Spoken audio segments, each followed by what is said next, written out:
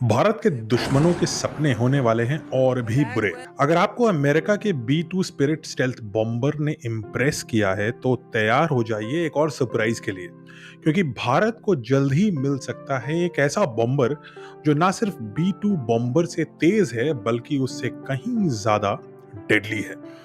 तैयार हो जाइए वेलकम करने के लिए भारतीय वायुसेना में टुपोलोव TU-160M बॉम्बर को। रशिया इसे व्हाइट स्वान बोलता है, अमेरिका और उसके नेटो एलाइज इसे ब्लैक जैक बोलते हैं, और शायद भविष्य में भारत और भारत के आसपास पूरे रीजन में ये एक गेम चेंजर होगा। टुपोलोव 160 एक ऐसा स्ट्रेटेजिक बॉम्बर है जो दक्षिण एशिया के पावर बैलेंस को पूरी तरीके से हिला सकता है, और जब रशिया ने इसे भारत को ऑफर किया तब ग्लोबल डिफेंस सर्कल्स में हलचल मच गई।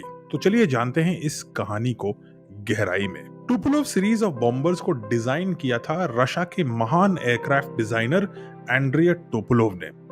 इंटरेस्टिंग बात यह है कि जब सेकेंड वर्ल्ड वॉर चल रहा था तो अमेरिका के B-29 सुपर फोर्ट्रेस बॉम्बर्स पूरे नाटसी जर्मनी के ऊपर बम पे बम गिराए जा रहे थे। इन्हीं में से 3 बॉम्बर नाटसी एंटी एयरक्राफ्ट फायर से क्षतिग्रस्त हुए और उन्हें इमरजेंसी लैंडिंग करनी पड़ी सोवियत यूनियन में। अब इंटरेस्टिंग बात यह है कि उस समय सोवियत यूनियन और अमेरिका दोनों मिल करके जर्मन से लड़ाई कर रहे थे, लेकिन रशियंस से एक कदम आगे थे। उन्होंने B-29 बॉम्बर्स को खोल डाला, उसे रिवर्स इंजीनियर किया, और स्टालिन जो उसके तत्कालीन शासक थे उन्होंने आदेश दिया कि ऐसा ही एक बॉम्बर हूबहू रशिया भी तैयार करे, और ये काम दिया गया एंड्रिया टोपोलोव को, जिन्होंने ना सिर्फ B-29 बॉम्बर्स को री इंजीनियर करके कॉपी किया बल्कि एक कदम आगे चले गए और उन्होंने इन्वेंट किया TU टुपोलोव 4 बॉम्बर।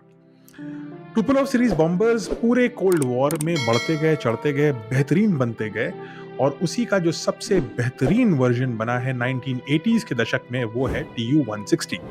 TU-160 को ही अपग्रेड करके बनाया गया टुपोलोव 160M, और इसी टुपोलोव यानी TU-160M की बात हम यहाँ कर रहे हैं, जिसे भारतीय वायुसेना में इंडक्ट करने की पहल चल रही है। इसी चर्चा को और आगे बढ़ाएंगे और जानेंगे टुपोलोव 160M के स्पेसिफिकेशंस और कंपेयर करेंगे इसे B-2 स्पिरिट बॉम्बर से अगली एपिसोड में।